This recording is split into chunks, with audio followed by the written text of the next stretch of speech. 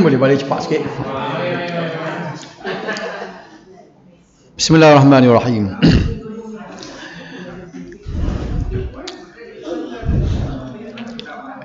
Minggu lepas kita sapa kepada habis untuk wuduk. Jadi bab yang kelima ini iaitu babul mashi alal khuffain. Babul mashi alal khuffaini, bab menyapu kedua-dua khuf. Menyapu kedua-dua khuf. Jadi sebelum pada tu kita tengok mukadimah. Benda yang kita tak berapa biasa dengan benda ni dah. Kalau wuduk bersuci baru ni kita faham dah. Ni khuf. Walaupun saya yakin sebilangan besarnya pernah dengar ni. Sebab apa? Sebabnya benda ni kita tidak apply dan kita tak buat. Dengan saya. Halaman 90 dah, bab baru 90. Sebelum masuk kepada hadis, kita tengok dulu definisi khuf. Apa dia khuf? Khuf ni apa dia? Al-khuf dari sudut bahasa bererti kasut atau sesuatu yang dipakai di kaki. Itu khuf. Itu dari segi bahasa. Dari segi terminologi ataupun istilah syarak, bermaksud kasut yang diperbuat daripada kulit, tak aci kain ni, yang dipakai di kaki sehingga menutup kedua-dua buku lali. Mana kalau tak sampai buku lali, dia tidak panggil khuf. Kasut kita duk pakai ni tak boleh katakan, tak boleh buat khuf. Tak boleh dikatakan khuf. Kena kulit. Kena kulit sebab dia kira dari segi tebak, tak masuk udara ke apa semua kan. Al-mashu pula dari sudut bahasa bererti menyapu atas sesuatu dengan tangan. Dia bagi sapu ni. Al-mashu. Sebab tu apa dia? Ada betul. Asalkan lepas pada buku lari dia panggil khuf lari. Boleh kasut polis tu boleh. Lepas tu al-masu ni kita biasa dengar macam kepala kan, wamsahu biruusikum, kita sapu kepala. Dia perbuatan sapu dia panggil al-masu. Dari sudut istilah syarak pula bermaksud membasahi tangan dengan air dan menyapunya di atas khuf. Itu makna al-masu al-khuffain.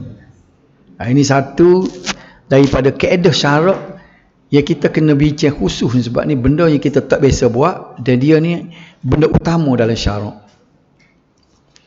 Bukan orang saja orang lelaki, orang perempuan pun boleh. Hukum menyapu kedua-dua khuf. Menyapu di atas kedua-dua khuf diharuskan oleh syarak berdasarkan sunnah dan ijma' ulama'. Ini tak ada dalam nota nak bincang. Malah sebahagian hadis yang mensabitkan hukum menyapu kedua khuf mencapai tahap mutawatir. Ingat lagi ke tak hadis mutawatir ni? Hadis apa dah? Hadis betul-betul. Di atas pada sahih lagi ni. Sebab itulah menyapu kedua khuf hadis mutawatir. Al-Hasan Al-Basri, dia orang tabi'in yang merupakan seorang tabi'in, menyatakan bahawa selama 70 orang sahabat Nabi sallallahu alaihi wasallam menceritakan kepadanya tentang baginda sallallahu alaihi wasallam menyapu di atas dua khuf. Sebab Hasan Basri dia tabi'in, tok guru dia adalah sahabat. 70 orang dia kata. Sahabat ni dia beroyak ke dia cerita Nabi sapu di atas khuf. Amalan ni yang Nabi buat. Kita tak buat sini sebab utama kita ialah kerana kita bukan negeri sejuk. Kita akan tengok depan tu bukan pakai khuf pergi kedai paklik. Dia ada pakaian dia pakai lagu mana? Pakaian di musim sejuk. Itulah sebab tak praktikal tempat kita ni. Jadi kalau kita pergi mana-mana kita boleh buat. Kita gejal buat rombongan sampai sana salji. Saya pernah 1 tahun tu gitu bernasib baik, patut bukan musim salji saya pergi China di Beijing. Datang bangun pagi tu putih habis atas kereta penuh. Salji kali pertama kita boleh tengok salji. Oh tu gak turun tanah gak duk kepagin. Orang darat tak aji jumpa salji. Siapa anak saudara tu dia telefon ke abang dia. Dia kata dia boleh main salji. Gak abang dia kata muak klik aku ketek kata.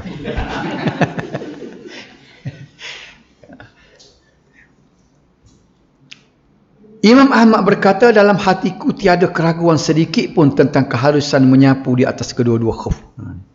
Bukan kata khilaf ni, ijma' ulama. Hal ini disebabkan terdapat 40 hadis yang diriwayatkan daripada Nabi sallallahu alaihi wasallam dalam masalah ini. Justru menyapu kedua-dua khuf merupakan satu rukhsah. Rukhsah makna kelonggaran, kemudahan yang disediakan oleh Allah Subhanahu wa taala kepada hamba-Nya.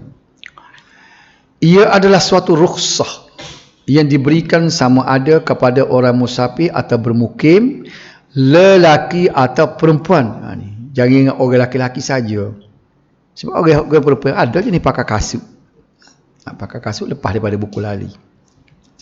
Malah jumhur ulama berpendapat menyapu kedua-dua khuf lebih afdal daripada membasuh kedua-dua kaki. Lebih afdal, banyak pahala dia pula.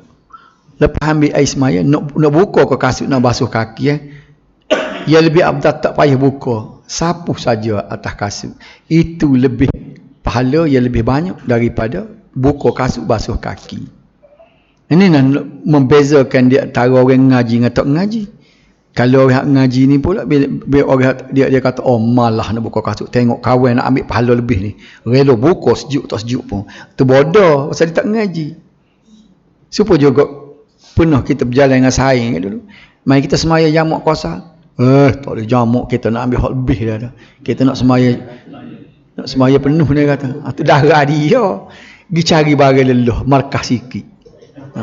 Pasal apa dia? Tak ngaji, tu jawab dia. Hal ini berdasarkan kepada hadis Nabi sallallahu alaihi wasallam. Tengok.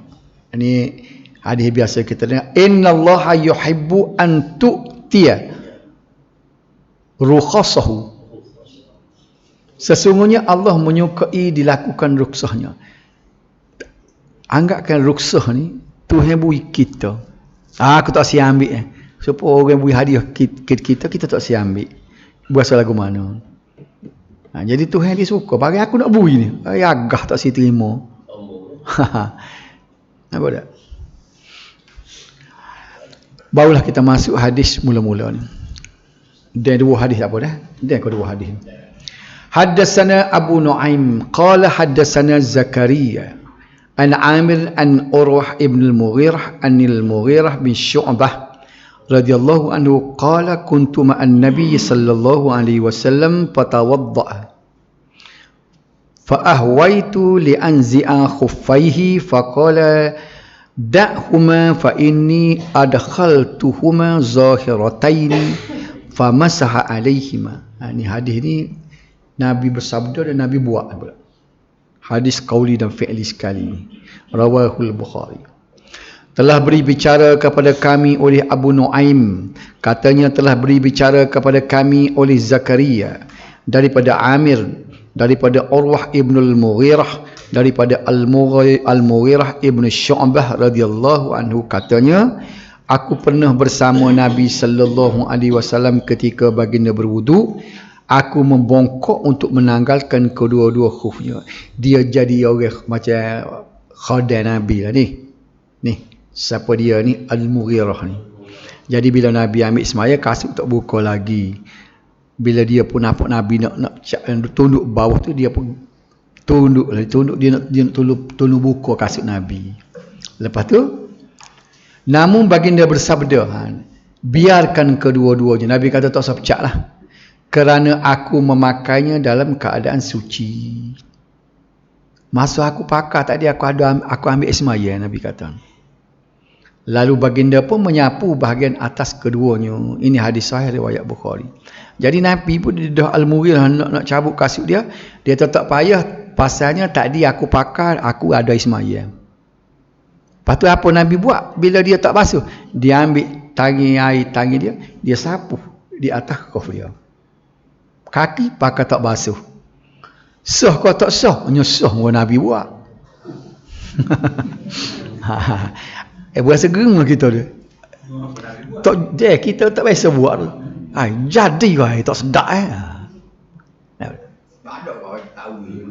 Mana masa tu? Orang lain ni kau zaman Nabi. Orang lepas tak berani, kalau sahabat tabi'in tak berani, barang Nabi tak ada berani, siapa nak tahu barang Nabi. Ini riwayat Al-Bukhari, hadis sahih dah. Sebab kita tengok kepada sanad dia nya semuanya adalah, kalau terujuk ni memang dah semua perawi-perawinya adalah siqah.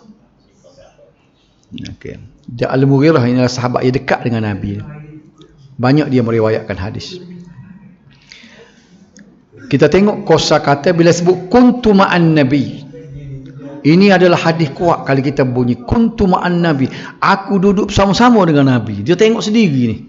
Bukan kata aku dengar ada. Aku tengok sendiri. Adalah aku bersama-sama Nabi sallallahu alaihi wasallam, iaitu dalam peperangan Tabuk. Ni benda ni berlaku dalam peperangan Tabuk. Pada bulan Rajab tahun 9 Hijrah, dekat Nabi nak mati. Nabi mati pada Rabiul Awal tahun 11 Hijrah. Jadi ni tak sampai 2 tahun dah Nabi nak mati ni dia ni. Maknanya syariat al-masu' al-khaffain ni kedia ni. Maknanya di awal hijrah tak ada ni syariat ni. Hukum ni. 9 Hijrah berlaku ni. Fatawadda'a, lalu baginda berwudu, iaitu ketika baginda ingin berwudu. Fa'ahwaitu, maka aku menunduk. Katanya Al-Mughirah tu tunduk buat apa? Dia holor dua-dua tangan nak tolong cabut kasut Nabi. Sebab tu orang lain ni kalau tok guru ko, anak-anak murid pondok bila tok guru siapa agak nak pakai selipar, dia telah holor selipar. Pasal dia tu Nabi ni lah. Tu kita hormati orang yang berilmu. Sebagai terima kasih dia memberi ilmu kepada kita. Jadi sebab tu orang pondok dia buat lagu tu kan, tok guru dia tu. Tapi anak murid dengan cikgu tak jadi di sekolah apa, jadi korang hajar. No. Patut budak-budak sekolah ni kan, kita kena mula-mula dia masuk sekolah kena atas pondok dulu. Biar dia tengok lagu mana untuk guru anak murid. Ni korang hajar dengan cikgu ni. Orang kata kalau ni saya jadi cikgu terakhir 95. Tahun 95. Tak ada lah biadab dengar cerita orang hak dia kata korang ajar lebih pada zaman dulu kan. Budak-budak lah ni. Masalah ni budak lagi. Baik. Khuffaihi maknanya dua khuf. Iaitu sesuatu yang dia perbuat daripada kulit dan seumpamanya. Dia bukan kulit saja, dia seumpamanya kita tengok syarat-syarat dia. Dia suka kemah, tak siwi cari ada lubang. Bukan semestinya kulit, dia cari barang yang kedap dia panggil lah. Ia dipakai di kaki dan berfungsi sebagai penutup kedua kaki hingga ke buku lali. Ini syarat dia. Kalau kasut lon ini tidak boleh dinamakan kuf, pasal tak lepas buku lali. Da'huma, biarkan kedua-duanya berada di posisinya yang asal tanpa perlu ditanggalkan. Tinggal situ Nabi kata. Fa inni adkhaltuhuma, sesungguhnya aku memasukkan kedua-duanya, iaitu kedua-dua khuf ni Nabi kata ni. Tahirataini, kedua-duanya dalam keadaan suci. Kaki ni suci, maksudnya ambil semayan. Maknanya syarat ni nak boleh sapuh atas khuf ni kena masuk pakai, kena ada air semayan. Dulu makna kita basuh dah dia sekali. Bubuh khuf tu lepas badan ni, ambil air semaya, kaki tak payah basuh, pakai sapu atas tu. Kena ambil air semaya dulu masa nak pakai. Sudah. Kata ginilah, kita nak semaya ni, kita semaya zuhur. Semaya zuhur kita ambil air semaya biasa. Sudah semaya zuhur tu, air semaya duk ada. Nak pergi jalan. Kita pun masuk kaki dalam khuf tu dalam keadaan kita air semaya tak batal lagi. Nak semaya asal sekarang, kaki tak payah basuh, pakai sapu je atas kasut. Kenapa ni? Menasabah lah kalau tidak tak nampak ni, sebab kita tak pernah buat. Berasa tak boleh terima apa? Dia faham ke benda ni? Tak faham kuala saya. Air semaya asal tu kena ambil semula kaki, tak payah basuhnya. Ni kita kecek bab basuh kaki. Nak kau tak ambil air semaya tak jadi. Wudu ada lagi dia pasal Nabi sebut kaki ni. Kaki hok buku ni masa dia buku ni dia ada air semaya. Kaki ada air semaya. Hok lain tak buku. Hok lain kena ambil. Masuk asal sekarang ambil air semaya seperti biasa, start di muka gapo siapa tangi apa siapa rambut siapa nak basuh kaki tak payah basuh pakai lak latah tu sahaja. Batal lah baru ambil. Apabila batal wudu, ambil wudu kali kedua, kaki dengan syarat jangan buka. Jangan dengan syarat jangan buka. Kalau buka habis lalu cerita dia. Kalau buka kena basuh dah lah. Nampak tak? Maknanya dia naik masuk semaya tu sekali dengan semaya dengan kasut, semuanya dengan kasut. Gini dia zaman Nabi dulu, dia tak ada pecah kasut, dia tidak ada kapek seperti kita, dia tanah. Nabi dulu dia likung je masjid atas tanah tu lah. Sejadah pun tak ada, dia dari di atas pasir je. Asal kita tak ada najis. Orang Melayu kita je kira benar ni. Semaya dengan kasut. Pernah Nabi bila ada sebab tu kita ingat dah belajar, kita belajar bersuci tu kan. Nabi tengok ada kasut di kaki dia tu kan. Dia pakai gahar gitu je. Sambung semaya. Mana semaya dengan kasut. Ni gambaran ni kita kena dapatkan benda ni, gambaran berbeza. Gambaran berbeza di antara kita dengan zaman Nabi dulu. Dia masuk masjid bukan dia tak ada tempat letak selipar lu lah. Semaya dengan kasut. Nampak situ tak? Duduk situ. Cuba ingat. Sebab tu orang Badui dia tergamuk kecing atas masjid. Kalau dia tengok kapek lagu ni dia pun tak gamuk darat-darat dia. Sebab masjid seperti tanah juga. Cuba kita pun heran apa orang Badui ni tergamuk kecing atas masjid. Sebab masjid dia tak ada beza dengan luar, dia likung je.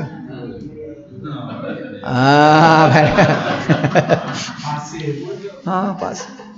Apa tak? Nampak tak dia? Dia pasal gini dia duduk nampak masjid ni semua. Bila nak semaya kena pecah kasut, pecah habis lah tu. Pecah kasut habis cerita, tak ada hukum ni. Okey. Mana? Saya nak ulang sekali lagi dah. Buat lagi ni. Semaya zuhur ambil air semaya biasa, maka semayalah kita. Nak start lagi jalan, air semaya ada lagi. Bila masuk saja tu habis air semaya tiba-tiba. Sudah masuk habislah air semaya. Nak semaya sekarang, ambil air semaya, tak pecahlah kasut ni. Ambil semua anggota lain, last sekali nak basuh kaki, tak payah buka. Ambil air, sapuh di atas, khuf, pergi semaya. Ngorik sekarang? Tak habis, tak payah ambil semaya, bukan semaya gitu. Bila pecah tu kan, bila pecah masa nak pakai pula tu kena ada semaya. Okey, maksud saya semaya tak ada habis dia. Kita pergi tu. Apa pasal tak lagi. Tak payah ambil semaya dah lah. Apa nak ambil semaya tak habis.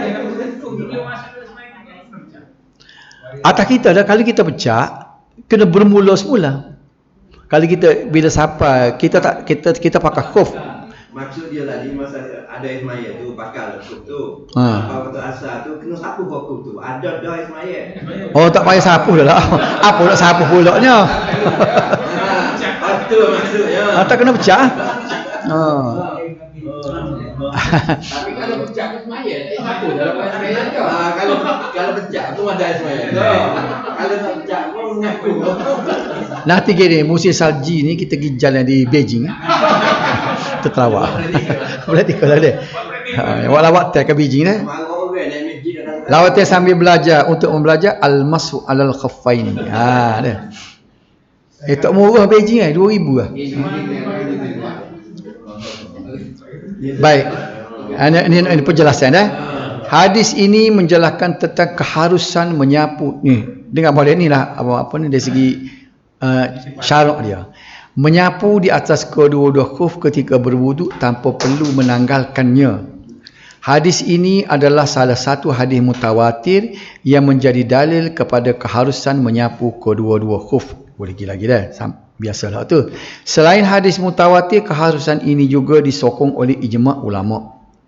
Mereka bersepakat bahawa ia adalah suatu rukhsah ataupun kelonggaran yang diberikan oleh Allah kepada hambanya yang seharusnya dimanfaatkan sepenuhnya. Dia serupa dengan semaya jamak qasar. Lebih baik kita ambil tawaran Allah tadi. Pemberian dia. Malah sebagian ulama menyatakan bahawa menyapu di atas kedua-dua khuf adalah lebih afdal daripada meninggalkannya dan membasuh kedua-dua kaki. Bukan dan itu daripada. Antara hikmah keharusan menyapu di atas khuf adalah kerana pada kebiasaannya khuf dipakai ketika musim sejuk. Biasa kaki ni sejuk. Nak basuh kaki tengok sejuk ni kan. Dia pelik basuh kaki ni basuh sejuk sangat dah. Jadi musim sejuk lah dia guna ni. Justru adalah suatu kesyukuran kepada mereka yang memakainya untuk menanggalkan setiap kali hendak berwudu. Dia biasa je musim sejuk. Kalau tidak musim sejuk pun, siapa dia? Siapa askar dengan polis. Polis boleh. Polis dengan askar. Dia dah askar. Sebab semaya dalam hutan, mudahlah askar. Okey. Lantaran itu bagi mengelakkan sebaran masyakkah. Masyakkah ni kepayahan.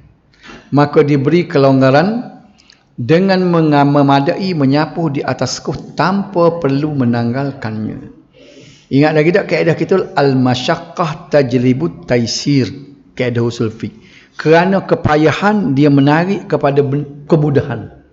Bila bertemu benda payah dari segi syarak dia kata cari hak mudah. Payah nak pecah kasut, hak mudahnya tak payah pecah. Kaedah syarak dia.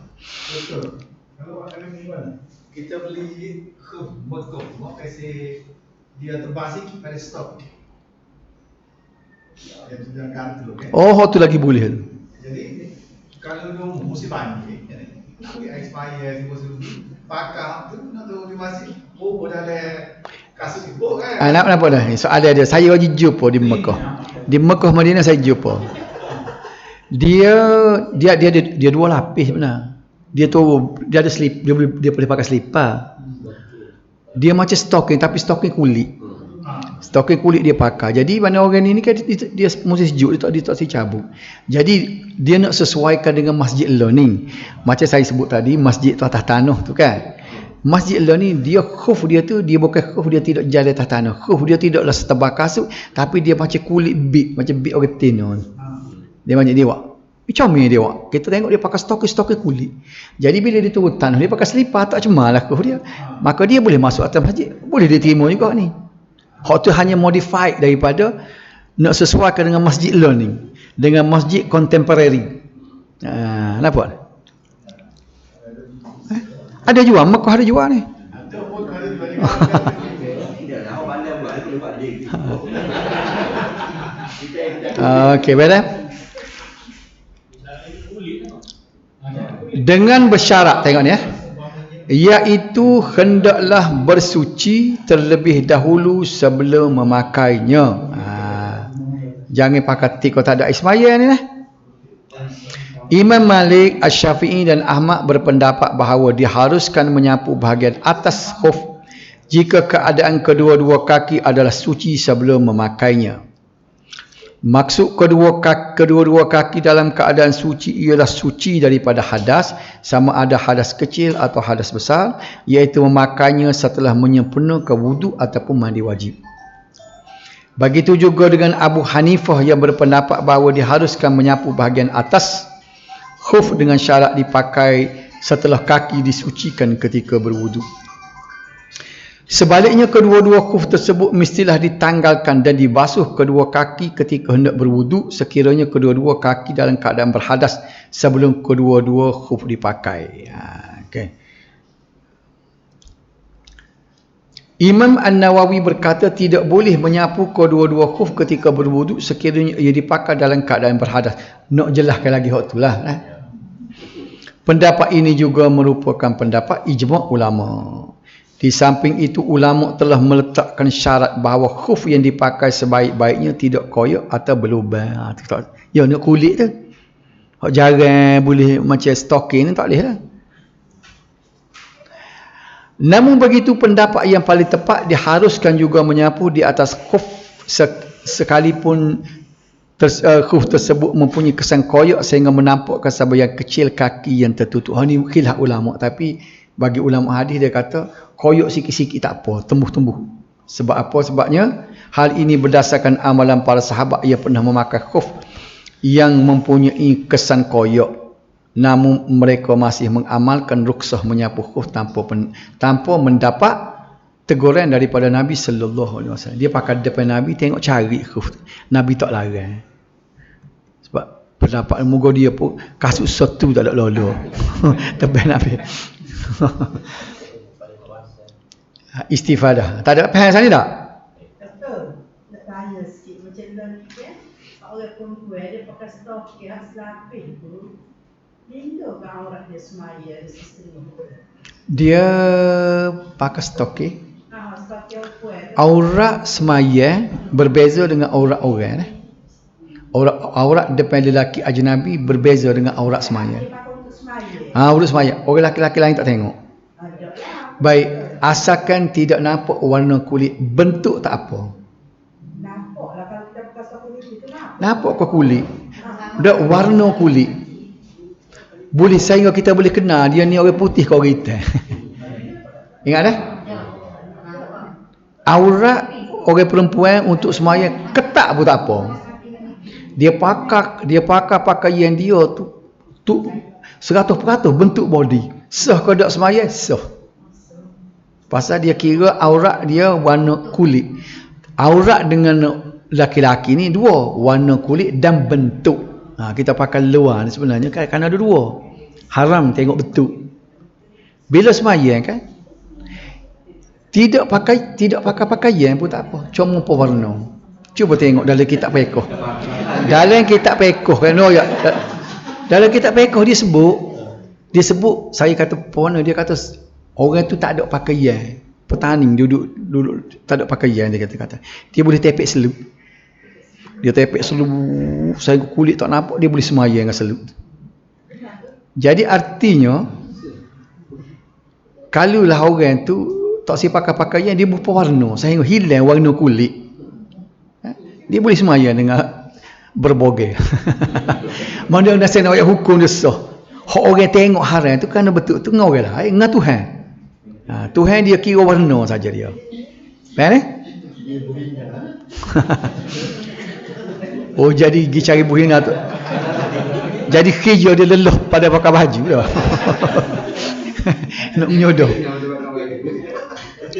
Jadi stokin ni pisang ni saya nak kata boleh tak boleh tu, asalkan jangan nampak warna kulit. Kalau nampak tak boleh. Dia nampak kiri lah, kalau tapak kaki dengan latak kita boleh nampak lah beza tu. Tu tak apa sedap tu kalau tu. Pada warna kulit boleh nampak. Kalau dia tu nipis taruh mana pun, asalkan tak nampak warna kulit boleh. Patut bawa stokin tu biar demo ni tengok. Boleh nilai taruh mana dia. Okey. Nombor 2, syarat keharusan menyapu kedua-dua khuf adalah hendaklah bersuci daripada hadas kecil dan besar terlebih dahulu sebelum memakainya. Menyapu kedua-dua khuf adalah suatu rukhsah kepada mereka yang memakainya, namun wajib membasuh kaki ketika berwuduk bagi orang yang tidak memakainya atau memakainya sebelum bersuci. Kena basuh kaki lah kalau dia pakai dia ni. Diharuskan menyapu kedua-dua khuf yang koyak atau seumpamanya, maka bolehlah. Dia terima juga koyak. Sebarang kesulitan dan kesukaran dalam agama membawa kepada kemudahan dan kelonggaran. Ada satu lagi dah? Kalau semaya kita boleh pakai. Boleh pakai. Boleh. Kasut biasa. Hak dap baik. Hak tu tidak berkait dengan kubur. Semaya biasa ambil semaya. Anda tak kena ambil semaya, tidak kena masuk kasut. Apa salah? Kita semaya tanah misalnya. Betul? Majlis penuh. Kita semaya kaki aja. Tak payah besar kasut. Asalkan kasut kita tu cuci tapak cuci. Cuci tapak tu. Tapak cuci. Kena masuk tak? Kalau kita tengok dalam hadis tu Nabi gahal. Dah kita sini kita basuh lah muka ada. Ingat tak? Nabi dulu bila orang sebut ada najis dia pun gahal di pasir. Semaya dengan gitu. Yang boleh lah kita semaya. Apa tak boleh? Kalau kita semaya di Madinah, Masjid Madinah macam tak? Semaya Mekah kan macam tanah tu kan? Tak payah besar selipar kasut kalau kasut kita cuci. Main dengan selipar, main dengan kasut. Kalau kita buat pak ceramah, kalau dia tak mak kalau kita. Oh macam dia buat semaya ajak di stadium. Atas padan. Semaya dengan selipar bukan dia dengan kasut. Tak ada masalah. Asal Okey kata saya pelik.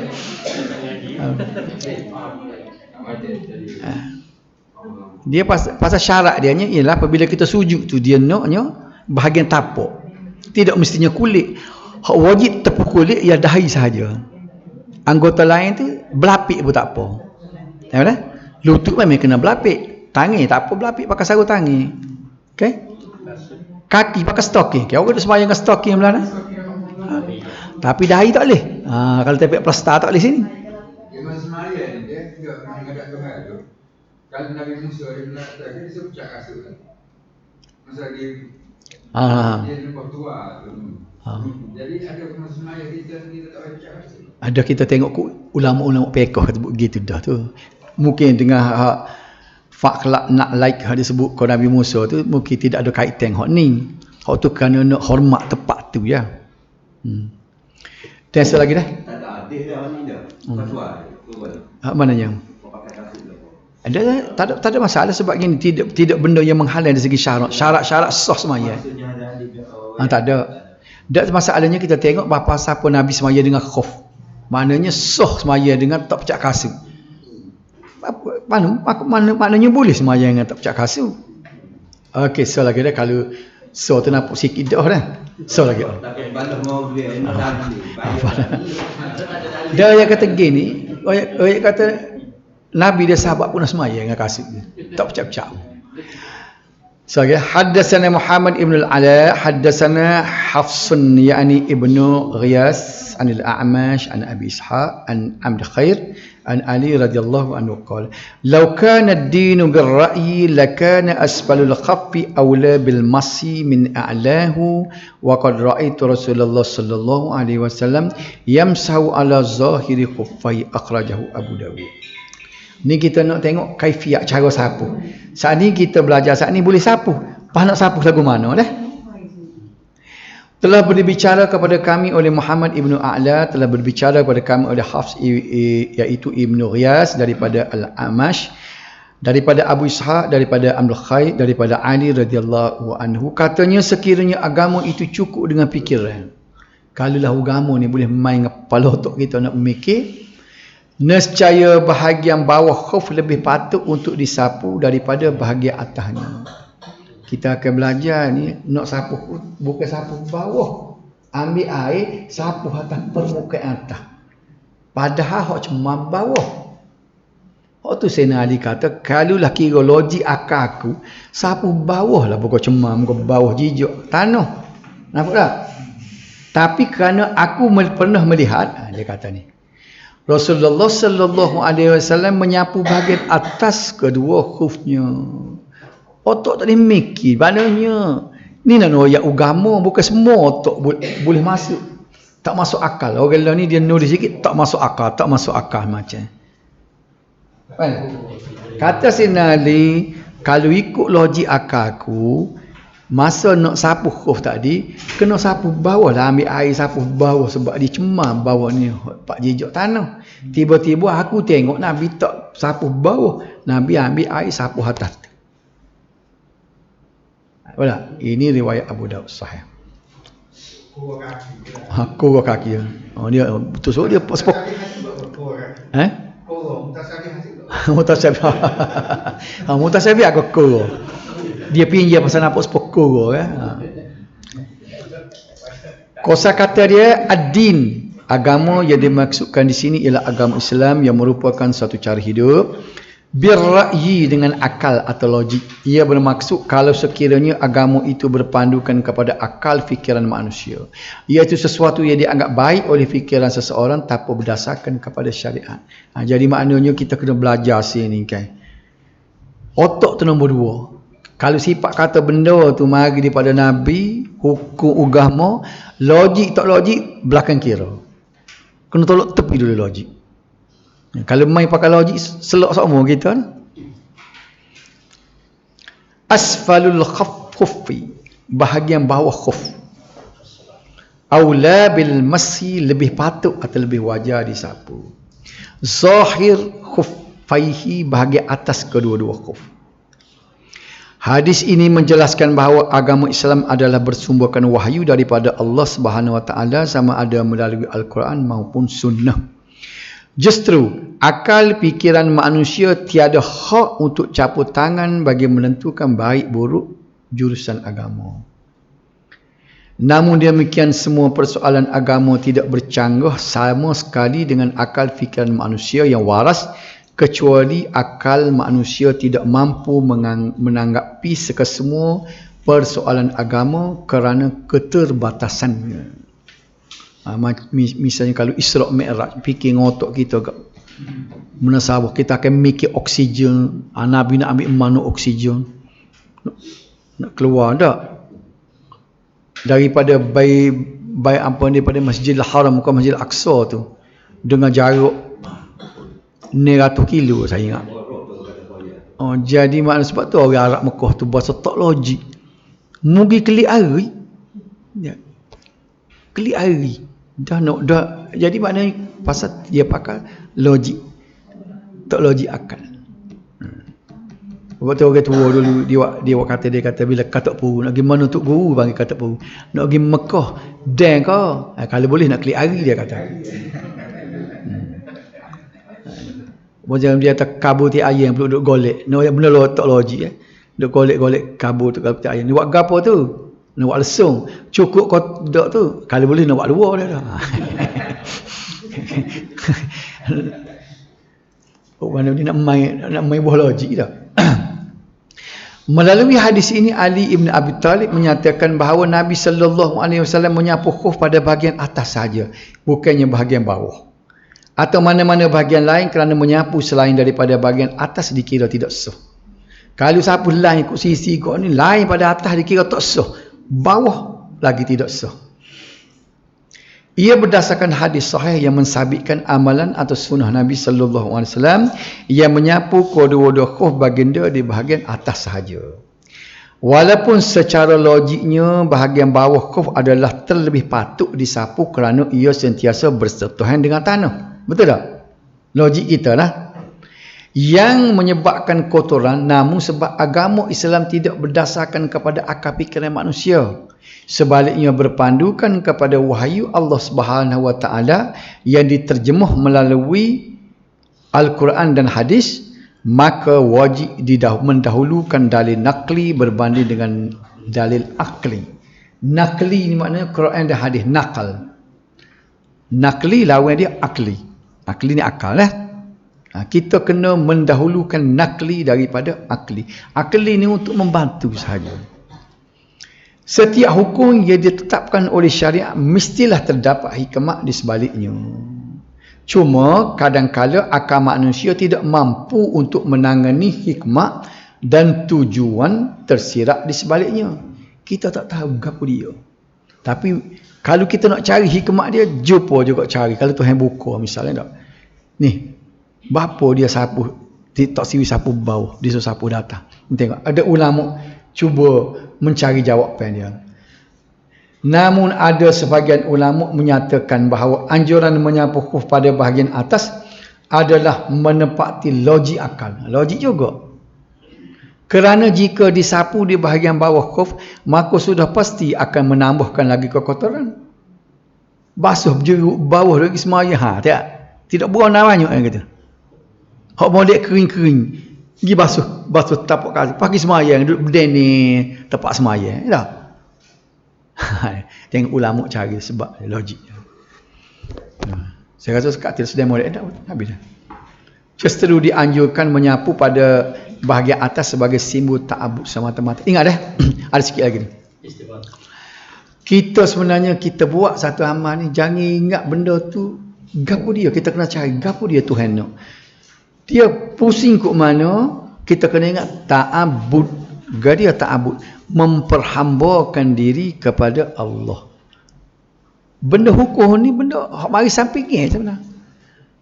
Bila Allah tidak suruh rata, Ingat, sapu di atas kuf tidak serupa basuh kaki. Basuh kaki kan kita pula hadis minggu lepas, walaupun ada sebesar duit shilling pun Nabi suruh ambil air semaya semula ada.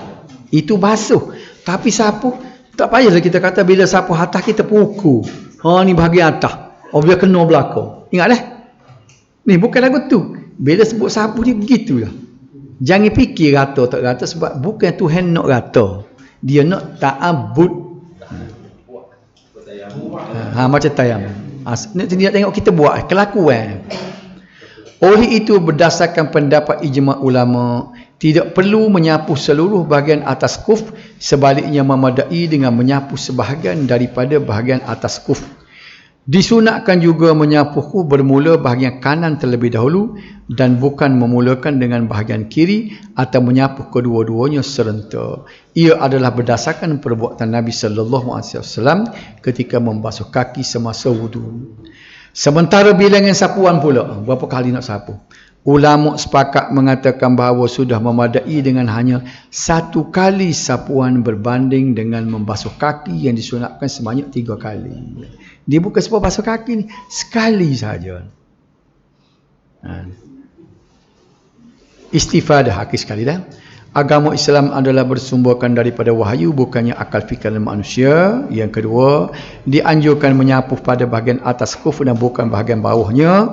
Memadai menyapu sebahagian daripada bahagian atas kuf tanpa perlu meratainya. Disunatkan mendahului sapuan kuf bahagian kanan daripada bahagian kiri. Menyapu kuf memadai dengan 1 kali sapuan. Ini kesimpulannya. Kita sambung minggu depan ni hadis 57.